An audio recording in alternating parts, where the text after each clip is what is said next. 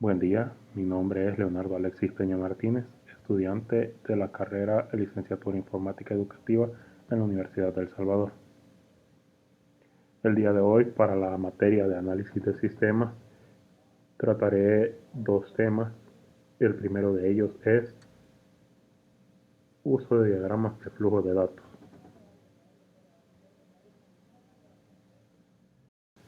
Como analistas de sistemas, usamos nosotros el diagrama de flujo de datos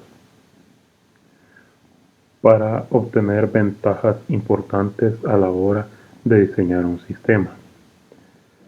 Primer punto sería que no hay compromiso demasiado pronto en la implementación técnica de un sistema. El segundo sería que nos permite comprender con más detalle la capacidad de interrelación de los sistemas y subsistemas. El tercer punto, se puede comunicar el conocimiento del sistema actual a los usuarios por medio de diagramas de flujos de datos, los cuales son más entendibles para la mayoría de personas. Se puede también, como cuarto punto, analizar un sistema propuesto para determinar si se han definido los datos y procesos necesarios. Esto para, en caso de haber omitido algo, pueda ser añadido con mayor facilidad. Los diagramas de flujo de datos se enfocan en procesar o convertir los datos a medida que avanzan a través de los procesos. Y para realizar esto, y nosotros poder graficar esto, se utilizan 4 símbolos básicos que nos permiten ubicar cada una de las acciones dentro del diagrama de una manera más fácil. Estos son el cuadrado, la flecha, el rectángulo y el rectángulo con un extremo abierto. El cuadrado se utiliza para describir entidades externas, o sea, departamentos, personas, empresas que puedan recibir o enviar información o datos hacia el sistema para que éste lo procese. La flecha muestra el movimiento de los datos de un punto a otro. Esto nos indica cuál es el flujo que lleva nuestro sistema, yendo usualmente de mayor a menor, aunque hay casos en que la información que se recibe se regresa a un punto anterior. Para desarrollar diagramas de flujo de datos hay 4 reglas básicas. La primera sería: el diagrama de flujo de datos debe tener por lo menos un proceso y no debe de haber objetos independientes o conectados a sí mismos. La número 2 dice de que un proceso debe recibir por lo menos un flujo de datos entrante y debe crear por lo menos un flujo de datos saliente. La número 3 nos indica que un almacén de datos debe estar conectado por lo menos a un proceso. La número 4 nos dice que las entidades externas no se deben conectar entre sí. Aunque se comuniquen en forma independiente, esa comunicación no forma parte del sistema que diseñamos mediante el uso del diagrama de flujos.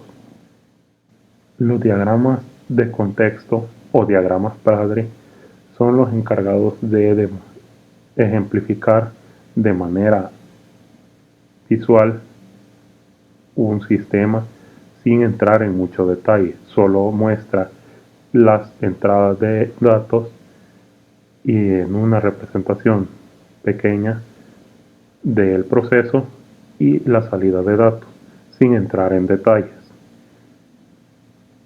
Y de ahí, los diagramas hijos son los que se hacen a partir del diagrama padre o diagrama de contexto.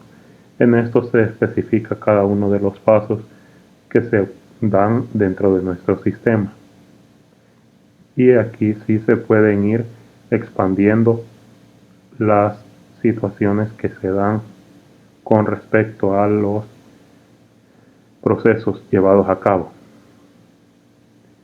Una cosa que hay que tener en cuenta es que un diagrama hijo no puede recibir datos de una fuente que no sea ejemplificada en el diagrama padre. Como analistas de datos, tenemos la obligación de comprobar los errores en nuestro diagrama para evitar futuros problemas a la hora de desarrollar un sistema. Entre estos errores pueden estar olvidar incluir un flujo de datos o apuntar la flecha de dirección equivocada. También etiquetar de manera incorrecta los procesos o el flujo de datos. También podemos equivocarnos al incluir más de 9 procesos en un solo diagrama. Esto podría generar una saturación de información y hacer que nuestro diagrama se vea desordenado y confundir tanto a nosotros como a nuestros clientes. Dentro de los diagramas de flujos de datos tenemos de dos tipos: los diagramas de flujo de datos lógicos y los diagramas de flujos de datos físicos.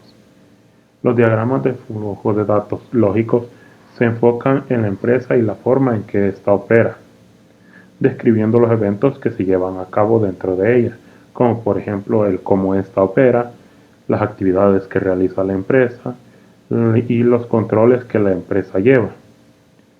En cambio, los diagramas de flujos de datos físicos nos muestran cómo se implementa el sistema, o sea, las actividades propuestas en el diagrama de flujo de datos lógico. Por ejemplo, en el cómo se opera la empresa, podríamos tener cómo se implementará el sistema para que éste opere.